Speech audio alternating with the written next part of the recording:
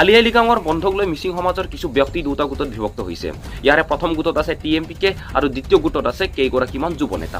TMPKৰ মতে সেই যুৱ নেতা কেইগৰাকী ৰাইজৰ দলৰ মানুহ। এইটো অখিল গগৈ টিম আৰু এইটো ভূপেন বৰা টিম। কিন্তু তেখেতসকলে নিজকে সচেতন মিচিং নাগৰিক বুলিহে পৰিচয় দাঙি ধৰিছে।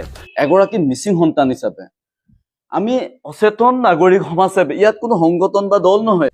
কোনোবা ঠাইত এই বিভাজনে আচল মিচিং আৰু ভুৱা মিচিঙৰ ৰূপ লৈছেগৈ।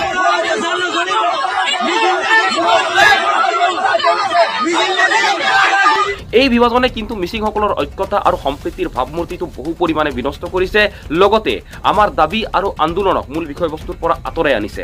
সাধাৰণ ৰাইজ আজি বিমূৰত আছে, তেওঁলোক কাৰ পক্ষত থাকিব? আহক আজিৰ এই ভিডিঅ'ত সেই সম্পৰ্কে আলোচনা কৰোঁ।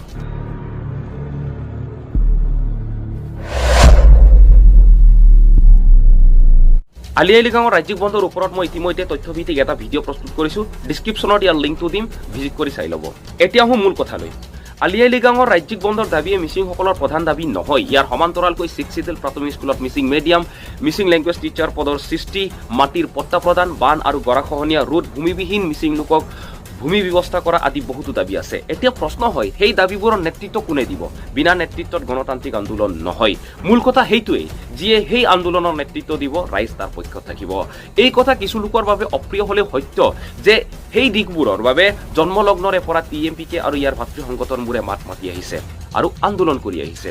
সেই আন্দোলনবোৰ বহুবাৰ পথভ্ৰষ্টও হৈছে আৰু বিচলিতও হৈছে। এইটো সত্য যে সংগঠনবোৰৰ মজিয়াটো ব্যক্তিস্বাৰ্থক প্ৰাধান্য দিয়া কিছু ব্যক্তিও আছে, কিন্তু সেই দুই একবাৰৰ ত্ৰুটি আৰু দুই এজন স্বাৰ্থপৰ লোকৰ বাবে গোটেই সংগঠনটো বেয়া হ'ব নোৱাৰে। তেন্তে দ্বিতীয় গোটৰ প্ৰাসংগিকতা নাই নেকি? আছে, নিশ্চয় আছে। ব্যক্তি যিয়েই নহওক, সকলোৰে জাতীয় চেতনা আছে। সেয়েহে আলি আই লৃগাঙক ৰাজ্যিক বন্ধ নিদিয়াৰ অসন্তুষ্টি বা ক্ষোভ প্ৰকাশ কৰাৰ অধিকাৰ সমাজৰ প্ৰতিজন ব্যক্তিৰে আছে। তাৰ বাবে কোনেও কাৰো পৰা অনুমতি ল'ব নালাগে।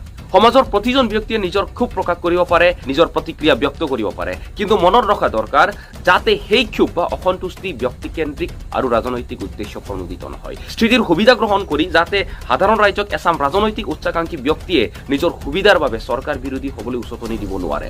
তাৰ বাবে সমাজ সচেতন হ'ব লাগিব, বিশেষকৈ ছাত্ৰ সমাজ। মাজতে এখন মহাবিদ্যালয়ৰ দুজন ছাত্ৰক লৃগাং বন্ধৰ সন্দৰ্ভত স্মাৰক পত্ৰ প্ৰেৰণ কৰাৰ যোজা চলাই থাকোঁতে মাৰপিট কৰাৰ খবৰ পাইছিল। সেই ঘটনা কিমান দূৰ সত্য মই নাজানো, কিন্তু যদিহে মাৰপিট কৰিছে তেন্তে মই ইয়াক নিন্দা কৰিছোঁ।